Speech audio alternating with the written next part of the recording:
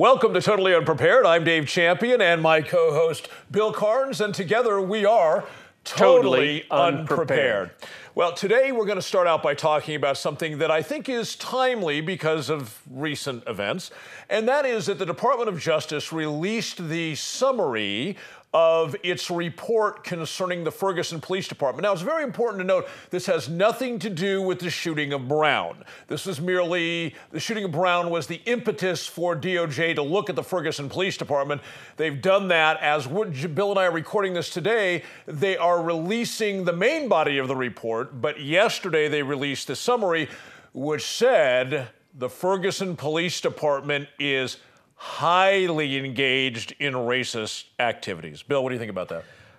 This is Eric Holder's Department of Justice, right? It is that. The same guy that was behind the whole gun smuggling to Mexican cartels, right? Correct. Okay, the same guy that's been behind a number of things that are really unconstitutional and illegal. Yeah, I would like to, in my mind, hope there's a separation between at the highest executive level with, for instance, him and Barack Obama colluding to commit felonies versus the guys in the trenches who are sent out to do these investigations. I think there's absolutely not a snowball's chance in hell that that's going on. And I'll tell you why.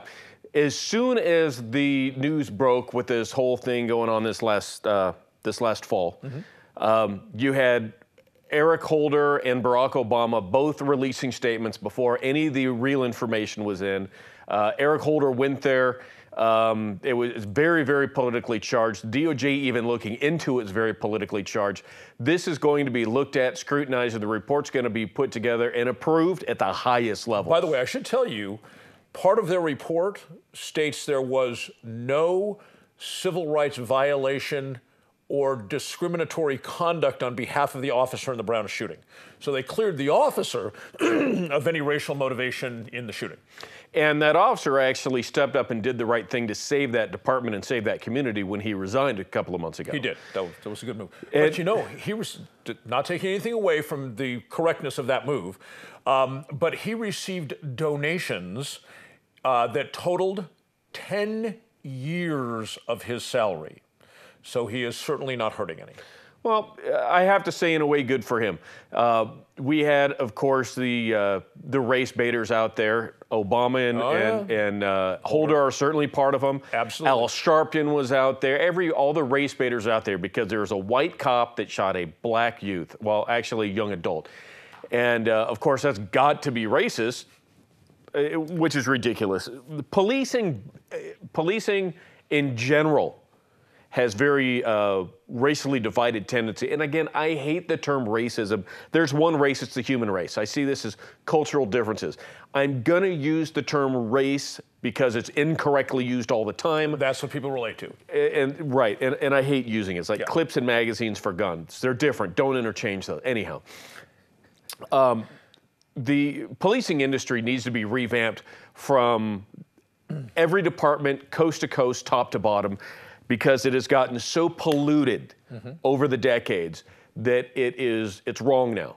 And I'm talking virtually every cop that's out there, much like Congress, needs to be booted, the whole slate wiped clean, and a brand new set of training and people brought in, because it is so wrong. For DOJ to go in and say, this department has some racial issues behind it, show me one that won't. It's that polluted. It really is. Now, of course, Ferguson is a little bit different in that it's a predominantly black community. With almost an entirely white department. Yes, they have 4 black officers in their entire department. And they're policing a predominantly black community. Yeah. Now, one of the statistics that was released in the summary, and we'll see a lot more statistics in the whole body of the report, was that despite the fact that statistics show when they search the cars of white people, they statistically are more likely to come up with contraband, and the way they define contraband in the summary was illegal drugs or illegal firearms. Okay? They are more likely to come up with them in the cars that are owned or controlled by white drivers. Despite that statistical truth, the police department searches black vehicles twice as often as white vehicles. but it's a predominantly black community, right? Right. We look at these things, then we have to figure out exactly how they sort out. It's math. And you know, it'd be interesting to take that report and take all skin color out of it, from police, from suspects, from everything. And just, are they doing their job properly? Did a car get stopped, and was it a constitutionally lawful stop? Was the vehicle searched? Was it a constitutionally lawful search? Right. Was it seized? Were the people properly arrested? Were any of these things done illegally? I'd like to see that report with no skin color, no accents, whoever's got a first language is English or a third language is English, all of that removed, and just find out, are they actually doing the job? Right. But that would, of course, completely obviate the purpose of the investigation, which was to determine whether there were civil rights violations. Now, another statistic I found interesting was that the number of cars pulled over and searched where they were owned or controlled by blacks was a third higher than the percentage of blacks in the population. Dave, I have to apologize because it was something you just closed your last statement with before you got into this that I've been stuck on. Go ahead. It was about looking for civil rights violations. Right, that's what the whole investigation was about. I don't have civil rights. I have unalienable rights. Right. Because I'm an original class citizen of the United States of America, of the states, a state class citizen. A civil right is, of course, done through the 14th Amendment, which is essentially, the way it was written, is interpreted to cover freed black slaves, of which we don't even have any anymore. Free black slaves and their posterity. Oh, okay, there you go, and their posterity. So says the U.S. Supreme Court, not me. And I understand that. So my point is, if I were ever to have my rights violated, I would seek out an attorney that would file a suit on my behalf for violation of my unalienable rights, not my civil rights. Now see, herein lies the problem, though. We have Title 42, Section 1981, 82, 83, 84, 85, and 86, which are the Civil Rights Act. Yes. Okay. There are federal statutes that you can say, if you violated X, they're all based on the 14th Amendment, if you violated X, you have violated the law. If you have done X, you violated the law. There are no such provisions in law anywhere at the state or the federal level for violating your unalienable rights. Oh, and I understand that. Yes. I do. So it'd have to be like a constitutional tort would have to be the basis of the suit. Correct. But then it's still civil, not criminal. You and I both know that when I feel like ringing a bell, I want to ring the biggest, loudest, damned bell that there is. I've noticed this. And I don't go ringing the bell that often, but when I do, damn it, people are going to hear me ringing that bell. Yeah. Which is why I hope my rights don't get violated, because I will find the biggest bell of the land to ring my unalienable rights being violated from. All right, while we're speaking of violating rights, let's talk about that video that came out with LAPD. Oh, yes. Very interesting. Yeah. The scenario was, I don't know why the cops were there. In all the articles I've read, that has never been revealed. I did read something that allegedly they were investigating a robbery, like a person-to-person robbery. All right. And so they show up at this area that's like a Skid Row environment. Yes. Homeless people living on the sidewalk. And one guy, a couple of officers jack up. That seems to be going, that's in the foreground, seems to be pretty plain vanilla, nothing's going wrong or bad. In the background, you see 5 officers or so engaged with another individual in some sort of a tent-type structure. You see a lot of obvious rolling around on the ground, trying to control, get him handcuffed or under some sort of control. And at least the version I've seen is too fuzzy to tell exactly what's happening, but all of a sudden, bap, bap, bap, bap, bap, bap, bap, there's a lot of shots, and then... Suspect's dead. Suspect's down. What are your thoughts on this? You know, a number of interesting things happened. During the initial scuffle, 2 of the cops, their batons, their PR-24s, fell out onto the sidewalk. And you see a woman go over, and she grabs him and picks him up, and then steps backwards while she's holding him. The 2 cops that lost their batons noticed this, and they tackle her and rough her up and take these things away, and they literally crank her up and slap the cuffs on her, and because they articulate in the report that they figured that she was going to come after him. You can clearly see she grabs him and she's stepping back. She's like safeguarding them in a sense. Well, almost, yeah. Like they're going to step on these, somebody's going to break their ring. I don't think she knew exactly why she's doing what she's doing, but just like, look, these things are in the way the scuffle's going on. She grabs them and backs up. She's a woman. There's clutter. She's picking. Right. Right. Obviously part of that community. I'm going to get some emails on that one. Obviously part of that community, it seems. She's probably part of it. Right. But yeah, the cops are tackling this guy. He's fighting back. They go to tase him. They allege he was reaching for a cop's gun when a cop shot him. Mm-hmm. It gets a type 2 malfunction, a stovepipe as they call it, right? So, of course, what do they say to that? It's justification that shows the guy was reaching for the gun. He had his hands on the gun, which is why it malfunctioned. There's all kinds of reasons for a type 2 or stovepipe malfunction. Right. Somebody's hand being on him could be one of them. Could be. Right. But there's a whole lot of other scenarios out there. And the part that killed me about that is LAPD. Bad technique is one of them. LAPD came out and said, excuse me, that the stovepipe was proof that the guy had his hand. It's like, whoa. Horse hockey. Proof my foot. Horse hockey. Yeah. You know what a stovepipe is proof of?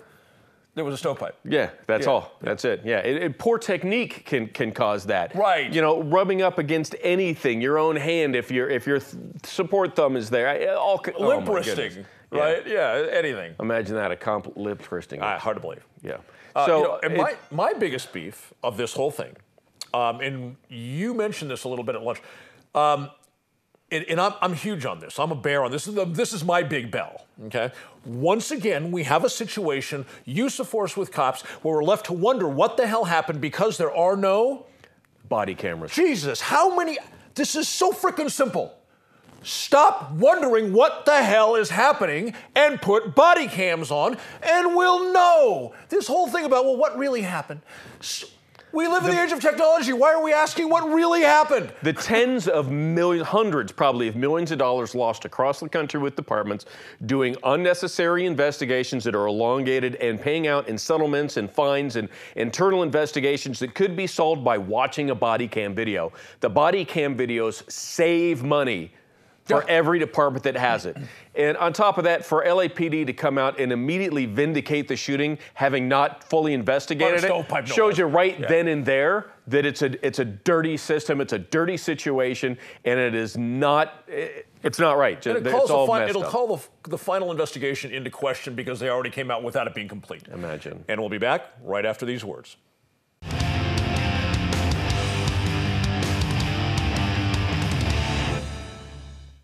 We are back, and now it's time for...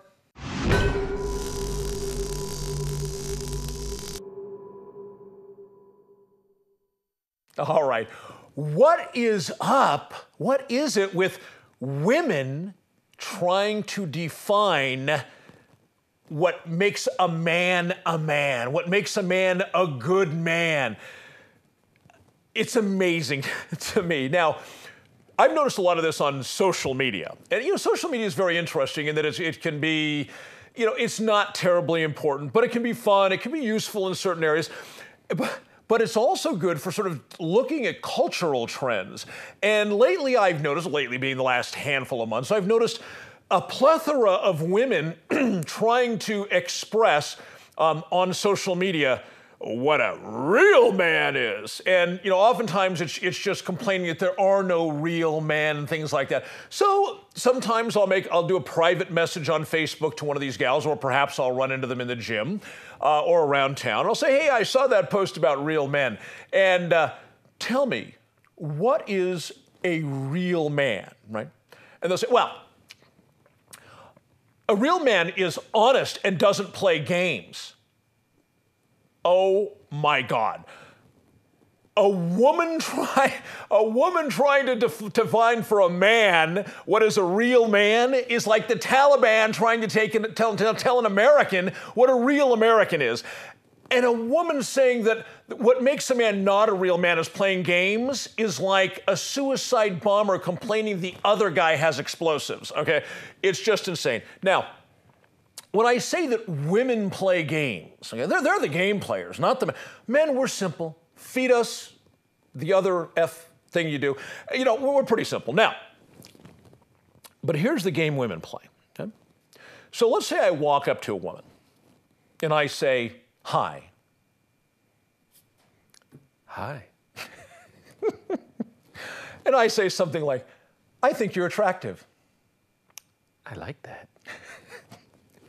Perhaps we could spend some time together. Oh, I think I'd like that. Maybe this weekend we'll go out to dinner. I think I'd like that. And next week there's a show. Perhaps we'll go see a show together. Oh, I'm sure I'd like that. And at some point, the gentleman says, you know, I like you enough that I think I'd like to have sex with you. I might like that, but first there's a few conditions that you're going to have to submit to. There we go. There is the gamesmanship right there. And of course, what is the blackmail, the conditions, right? It's very, very simple. The woman essentially says to the man, I will give you rights to my kitty if you will raise your right hand and swear that you're not going to be involved with any other kitty. Okay? Now, Bill, what do you think about all this? I like dogs. I don't like cats. Whoa, what are you saying? Meow. Okay. Fuzzy, purr. No. Let's see. We're talking about women defining men. Yes. As much as we could have men defining what is a real woman. I would imagine that if we got a group of women together and their purpose was to define a real man, right, and a bunch of guys together to define what is a real man, the definitions are going to be completely different. Oh, you think? And I would imagine if we had the same conversation in those groups about what defines a real woman, they're going to be different. So, and you're gonna have to take this where you got a group of women that says, well, all of these things would make a real man, but all of these things make a real woman. The guys are going to be different on both of those things, and of course they're going to disagree on all of it. So I think everything is completely asinine. You know, it's like I go to a bar to meet a woman. You know, she's got good conversational abilities, maternal qualities, and you know, right? Yeah, that's why we're going. Yeah. So. But wait a second. Let me interrupt you for a second. Sure. Let's get back on the main theme here. Okay. I was trying to come full circle, but I wasn't sure I was going to make it. Now, we all know the truth. I know it's not politically correct to say this, but Bill and I are hardly politically correct guys. What is the guy's number one agenda with women? Oh, to get laid. To get laid, yeah, right. Yeah. So now the woman says, well, we're only going to do that if you agree to these conditions. Which generally the number one condition is you don't do this with anybody. Yeah, this is exclusive. This is, right. Yeah. Which is crazy because it's normally like these days, this isn't 40 years ago. These days, by the time that moment comes along when you might be engaging in carnal knowledge, a guy and a girl today that are out dating, people don't really even date anymore from what I hear from younger people. But nevertheless, by the time it comes time to knock boots, you don't know each other well enough to have an exclusive relationship, but yet women, that's the thing right there. Well, if you touch it, you can't touch any other. And most of them don't even know what to do with it. And yet they want to say, oh, mine and only mine. What is that? What happened to the sexual revolution? We went through a sexual revolution in the 60s and 70s, and we're still here at this BS point. It's interesting. Because oftentimes you'll find a woman that wants to lay that condition down, but because she's laying it down, you might interpret as the guy that, well, she's saying that she'll be exclusive with me, when that is not necessarily the case. Oh, of course not. Right. Not necessarily the case. But of course, and how many men do you know? And then if they go through this, don't judge me. Wait a minute, you held me to some conditions, and now I can't judge you. Right. And when does a guy, when they're contemplating their first coupling, when does a guy say, you can only have my member if you promise to have no other members? This is definitely a one-way street, and yet they turn around and say, oh, you play games. We play games. We're not the one doing the blackmail. And of course, what's the number one goal? We've already decided this, right? Do you right. That's what most men are. Not all. I mean, we're painting this as with a broad stroke. Well, absolutely. We're glittering generalities, absolutely. if you will. Glittering generalities. Everybody doesn't fit into this, right? So. But do you see these two things in conflict? The guy wants to get laid, and the girl is saying, "If you touch mine, you can't touch any other." How is that, when a woman says men play games, how is that supposed to turn out? I don't know. It's like, hey, that's not what your little sister said. I mean, how are you supposed to handle that, right? I'm just. You know what rodeo sex is, right? You know what? I was afraid where this segment might go when you started. And we're there, yeah. Okay. Yeah, yes, I do. Okay. that was the safe answer. Short answer is yes, I do. Yeah. I thought I was going to have to actually bring that out right here. If you don't know, Google it. Texas foreplay. It's fun. Get in the truck. Yeah. So what is the whole... What's the dynamic? Where does this leave the whole equation with this apparent conflict that causes one side's playing games, women, accusing men of playing games, which is really in response to the game they're playing. I read a meme on Facebook several months ago. It was hilarious. It said, women think they're special because they can fake an orgasm. Men can fake an entire relationship. No, right. And I read that, I'm like, that's very harsh and pretty funny to read, actually, yeah. So, man, I don't know. I know some women that have faked an entire relationship. Oh, my ex-wife. Yes, haven't we all? It's funny because there are evildoers throughout American society, be they men or women. A lot of them enter into various things, either business practices or personal relationships, which this is getting into, that have literally ulterior motives. Business relationship? Business relationship? Is that what we're talking about? Or personal relationships. Sometimes we're talking they cross. about renting versus ownership a little earlier. We did, yeah, renting versus ownership.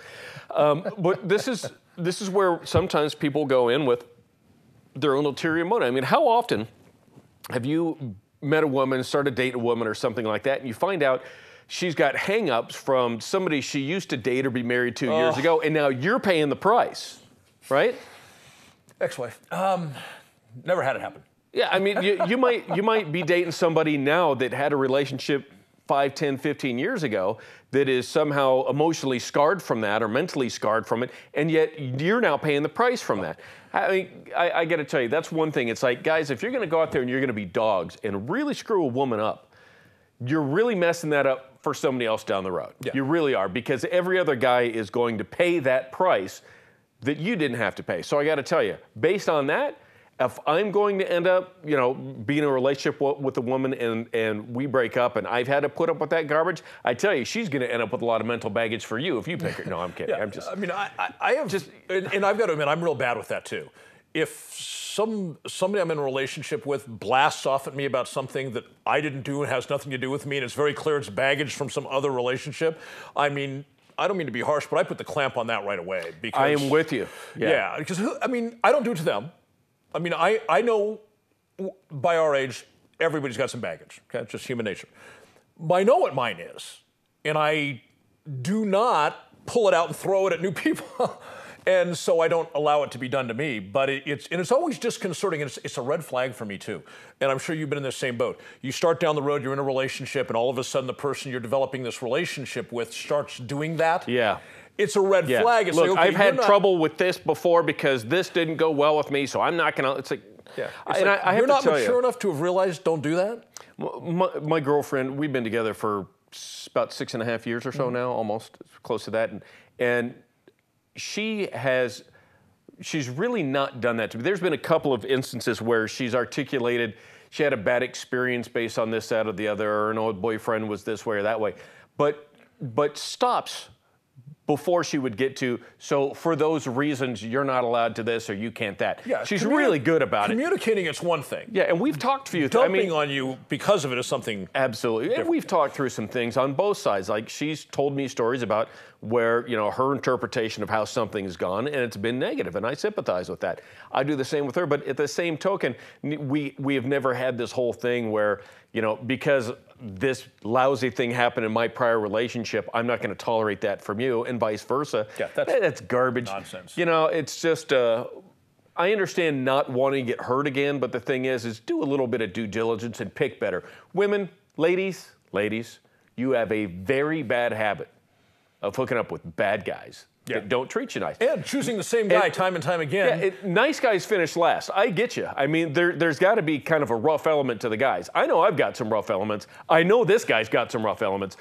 And that's okay, but the thing is, you're not there to like treat a woman bad. There's rough elements that guys have that they're all for themselves. They could You're not care there less to about treat them you. bad. It just happens. Yeah, it's just, you know. But Kidding. There's some gentlemen that are out there, and gentlemen's not the right word. There's some real schmucks out there, some real fools that just don't care. And you can see through their history that's the way they are. So just avoid that, make it easy on everybody, and stop saying we're the ones playing the games. We're just reacting a lot of times. That's right. That's the point I want to make. And if you set up that dynamic in advance by playing that game, how's that going to end? Yeah, I'll play the game. You're just setting down the rules. Yeah. And we'll be back.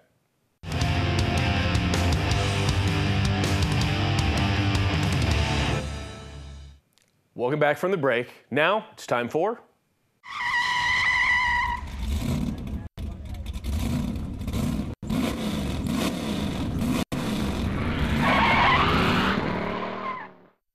You know what really grinds my gears? 20-somethings that speak in text. OMG, LOL. Seriously? I was actually watching an interview on Fox News a couple of months back. And it was something ridiculous about whoever won the Miss America pageant or Miss USA or whatever pageant it was from Nevada, where I live. Had more recently lived in California, and just a few months ago moved to Nevada specifically to compete as Miss Nevada and try to win, and did, but evidently didn't have a chance as Miss California. So they had a former beauty queen on there, Miss 20-something who knows what. In the interview, she was speaking in text. OMG, LOL. The lady who was doing the interview allowed that to go, and then started asking her another question, to which then she responded something like, hashtag funny for Britney 217. What? What the hell does that mean? Funny, hashtag anything. Anybody who says hashtag, I gotta tell you, we used to call it a pound sign. And when I hear you saying hashtag, I wanna give you my pound sign. Quit articulating the hashtags. Quit going through the ridiculous text. I gotta tell you, if I'm sitting there and I wanna hire somebody and I'm doing an interview and I ever hear OMG or LOL or whatever the other garbage could come out of their mouth, at that moment, the interview's over and you're being escorted off the property. If you do this kind of garbage and you don't wake up, I gotta tell you, life is not social media. It's social media, it's not social interaction. How many Facebook friends do I have? I gotta tell you, it's about half of what it used to be because I purposely went through and started dialing them out just a few months ago. And I put a post up, hey, if you come back in a day or two and you realize we're no longer Facebook friends because I don't really know you and I'm trimming it down. And you know something? I am about to do it again. The wave 2 is coming soon, Dave. I'm telling you, wave 2 is coming. And I'm gonna take a lot of people that I never get anything useful out of. It is a waste of my time. First of all, I don't spend much time on Facebook anymore. I never really did in the first place. I don't spend much time there. I don't get much out of it. It's a waste of time. And if you're gonna start speaking in the terminology that you type in there or on your little smartphone, or any of that other garbage, if you're a glow face, if you're such a glow face that you're sitting there, your face is glowing because you're looking at the screen on your smartphone, you're an idiot. Put it down, look up, and enjoy the world. Another thing that really bothers me with this technology, right? You go to a concert, and in the concert, you're staring at the artist or band. And a lot of people are watching it through their screen because they're filming it. If they just did this, they could actually see the show. See the difference? I'm looking at my screen and filming this. No, I can actually see the show. If I wanted to watch a television presentation of the artist, I'd stay home, pull up their name on YouTube, and watch that. It'd save me the time, the travel, the concert ticket, all that other garbage, because it's free. All I need is Wi-Fi, and I can watch it then.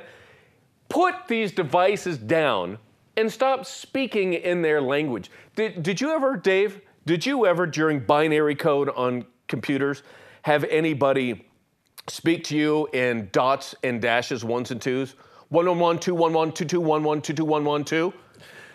S or SLY, seriously. LMFAO. SMH. WTF. Seriously, WTF. I got to tell you, when I see this go on, I have 4 daughters. I have no sons, I have 4 daughters, 3 of whom are high school age daughters, right? One who's a little older and recently married. And my oldest daughter has really come along. She spent her last 2 years in high school exclusively with me. Her mother and I got divorced when she was very young.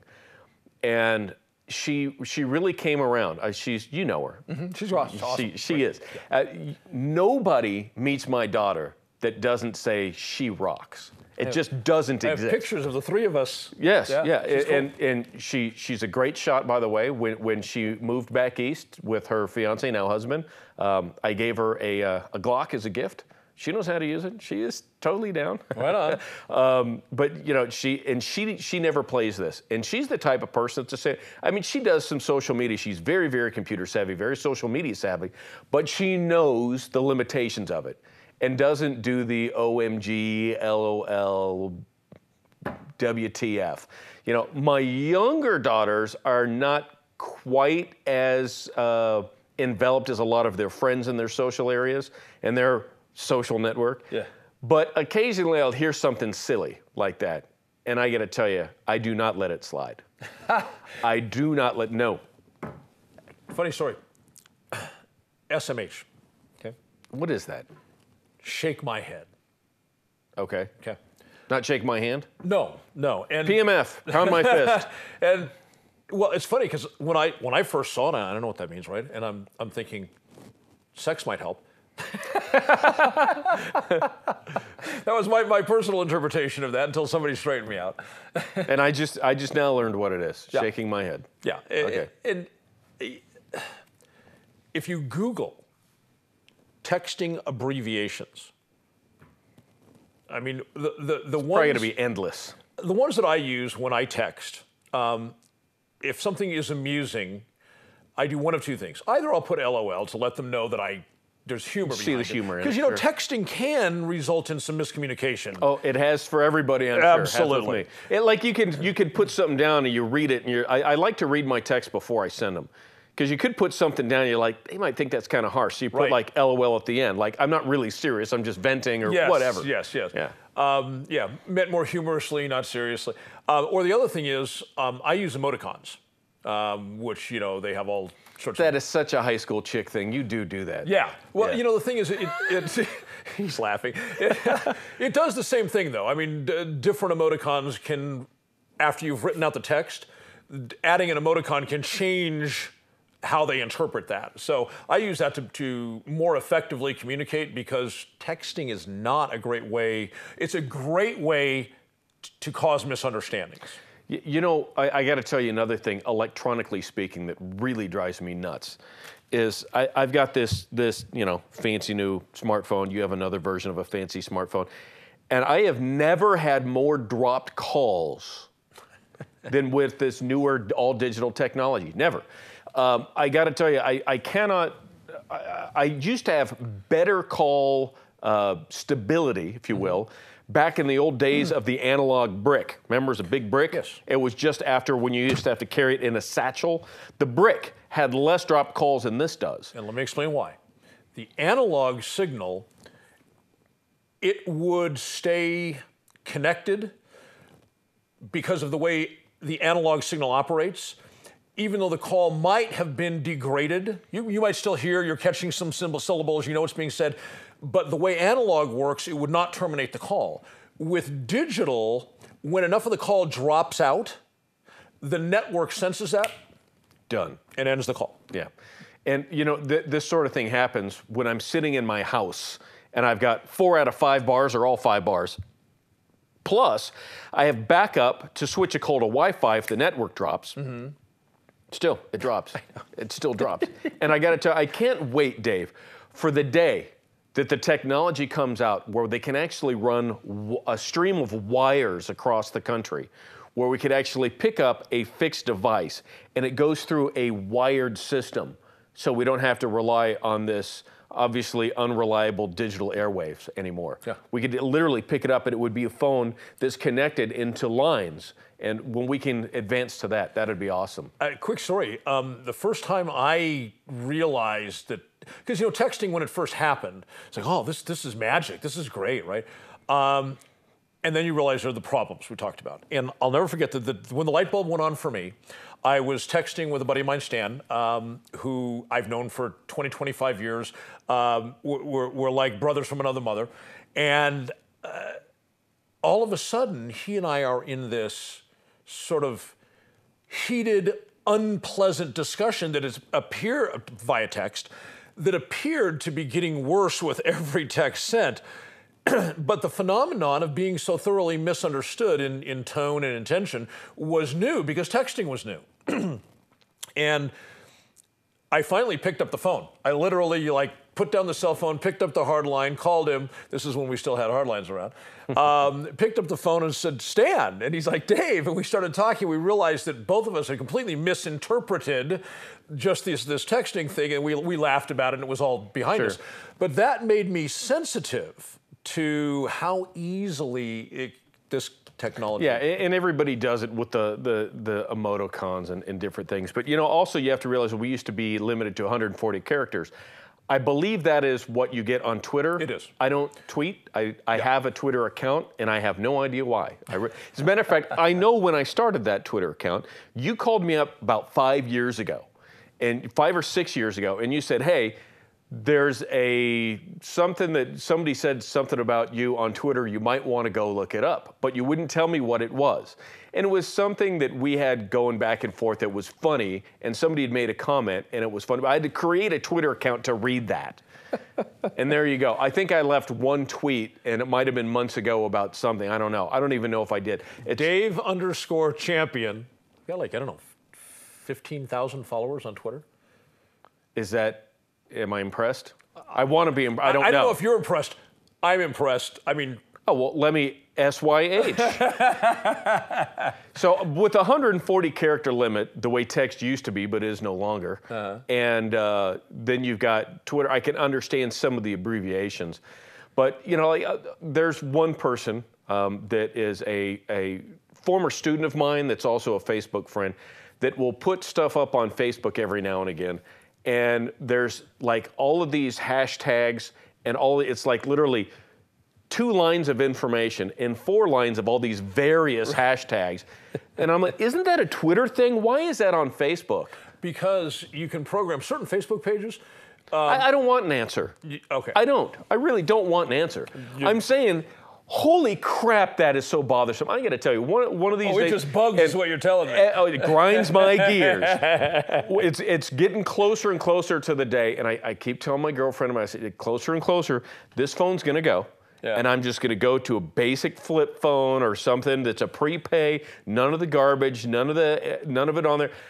Forget about the Facebook account. It's all going to go away. I'm just going to be tired. I'll drop down to like one email address, and it will be something new where I can trash all of my old ones. The more that this stuff becomes part of our lives, the more I reject it. And back to the whole original thing about grinding my gears, don't speak it. Don't do it, guys. Oh, yeah. Ladies, gentlemen, don't speak in that garbage because you're not going to get past the beauty contest stage. It's just not going to happen. Yeah, it's just insane. It is. To talk like that. It is. Wait till we come back, guys. We got something good for you out of the viewer mailbag.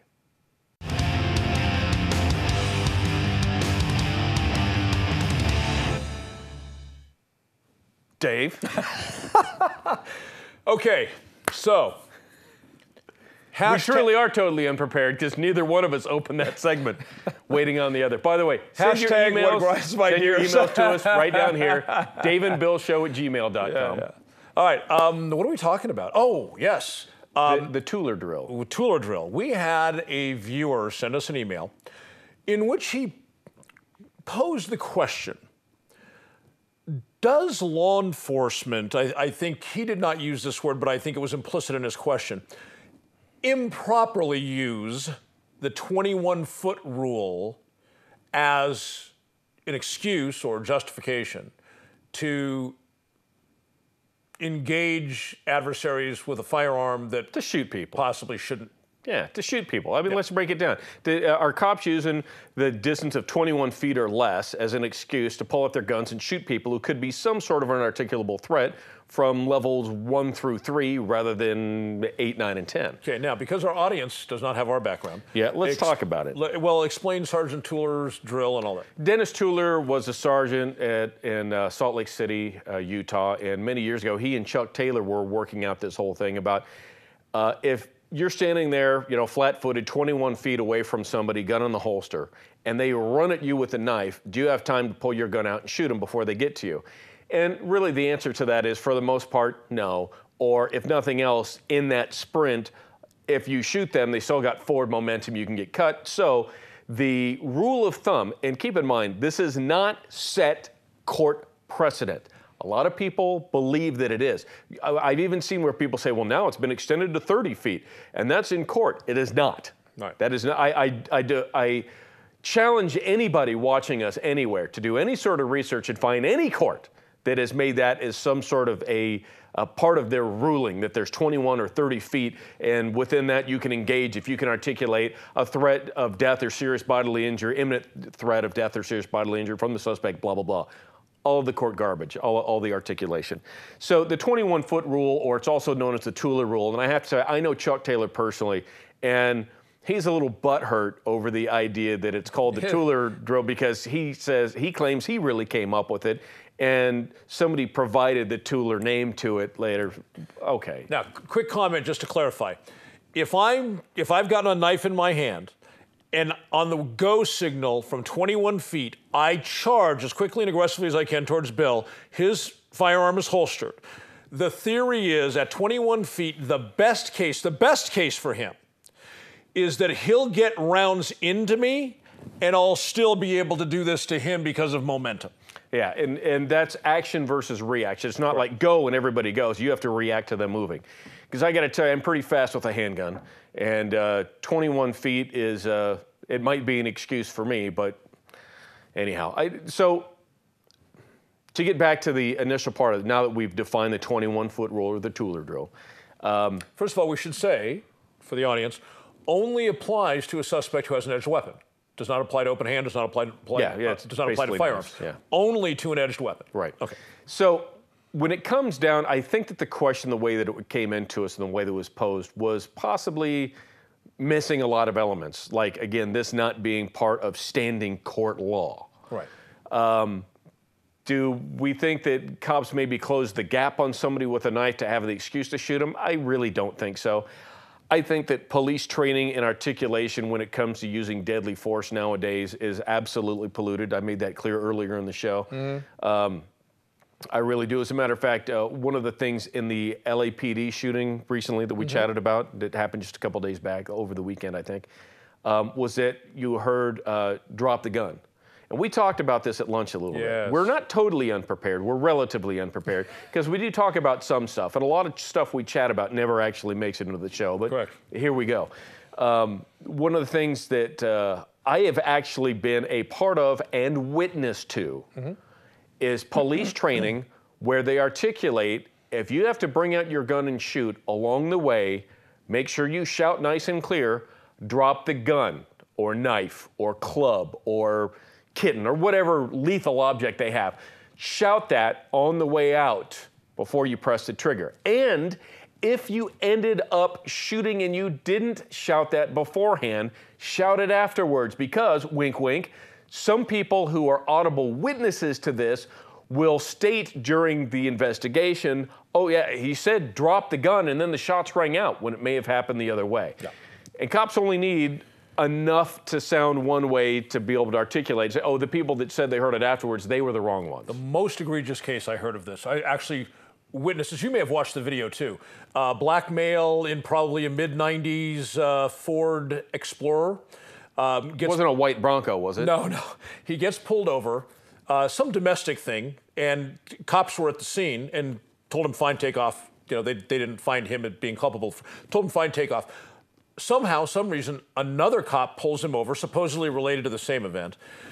The black guy, the driver, puts his hands up against the interior of the windshield, okay? You can't get much less combative than that, right? A cop comes over, shatters the driver's window, okay? Reaches in, starts punching the guy. His hands are still against, and he's, stop resisting, okay? And then he opens the door and he pulls the guy under the ground. The guy's face down on the ground. The officer's like knee dropping him, and he's yelling, stop going for my gun! The guy's face down.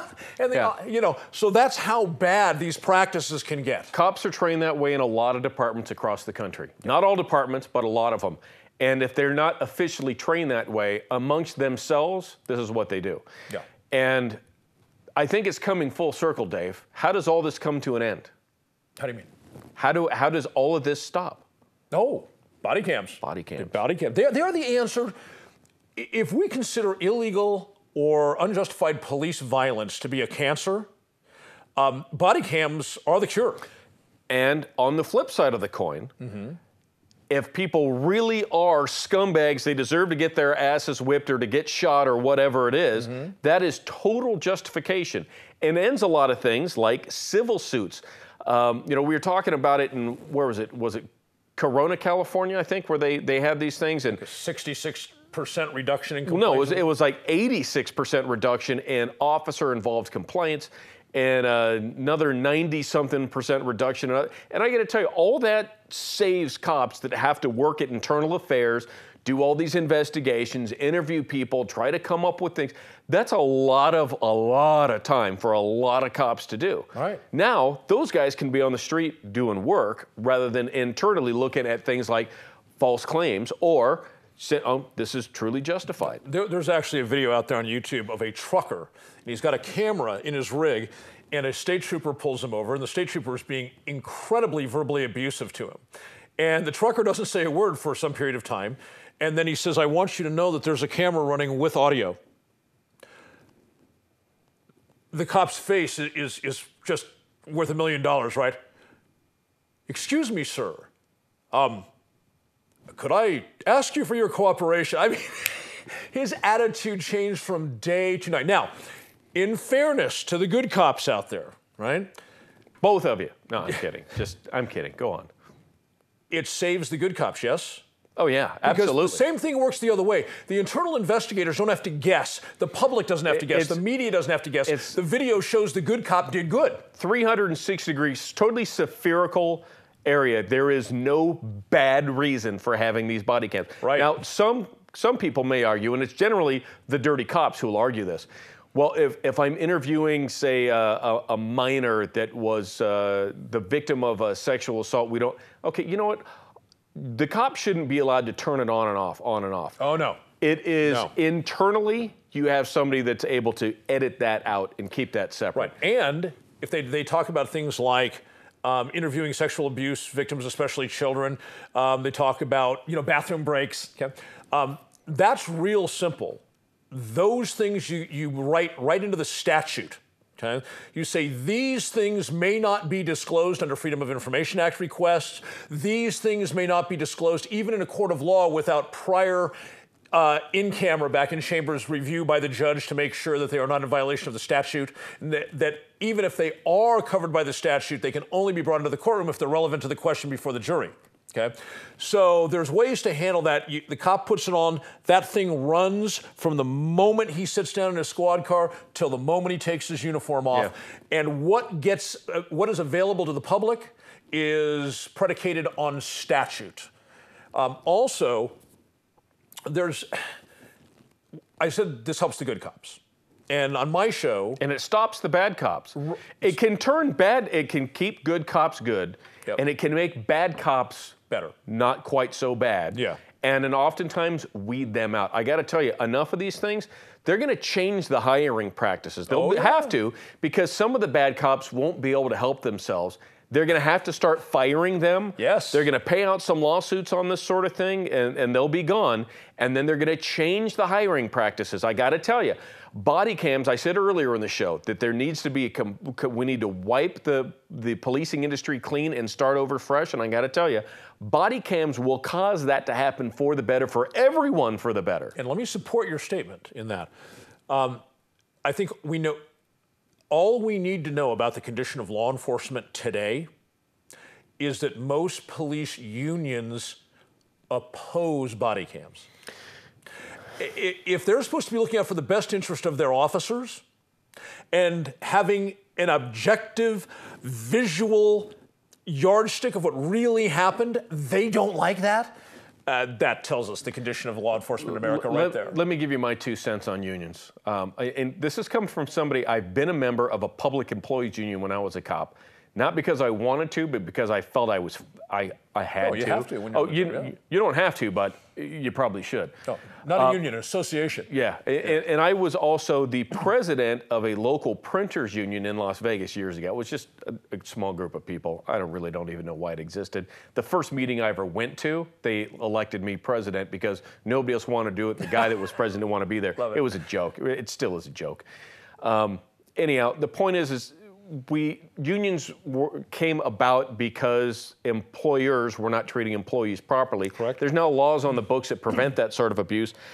There's really not much in the way of a need for a union anymore. And if you're a union member, I'm sorry to tell you, you don't deserve 2 to 3 times as much for hanging that drywall as a guy who's not a member of your union, because all that money is doing is going into your paycheck, it's coming back out, you're paying taxes on it, it's making the union bosses stronger, which they don't need. It's killing jobs in America. And with that, folks, we'll be back next week. See ya.